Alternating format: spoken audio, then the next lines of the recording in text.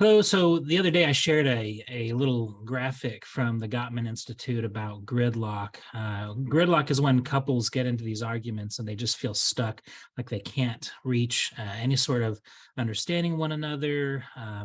Things get agitated and escalate. And with gridlock, you just feel like you're entrenched in this position that's opposing your partner. And no matter how much you talk about it, things just can't get resolved. Over time, what this leads to is resentment in the relationship, feeling contempt towards the other person. You can start to see them as, lesser than you, or there's someone who's always, opposing things and is never willing to work things out. And it can just create a lot of destructive patterns in the relationship. So the question that I was asked is, how do you overcome gridlock? Well, at the heart of gridlock is both partners probably feel like they've got desires or dreams about the situation that are not being understood. So there's a few things that needs to happen first in order to overcome gridlock. One is to ask a lot of questions to your partner.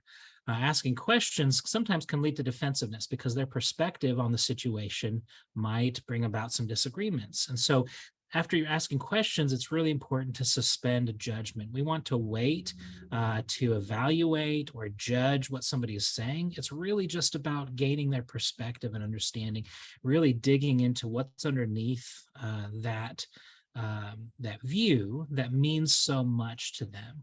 If we can reach that point where we're asking questions and suspending judgment, really the end goal is that they would feel like we understand them and not that we're so focused on solving problems. Because what happens when couples are in gridlock is that both individuals are so focused on winning that the relationship suffers. And I would guess that for most couples, winning the argument, but the relationship suffering is not part of the goal. A win in the relationship would be both of you understanding one another, understanding the position that the other person has, understanding the perspective, and ultimately understanding what the real dream and what the real desire is that they have. And so we get at that information first by asking questions without having any sort of judgment or valuation. Allow their perspective to inform you about them.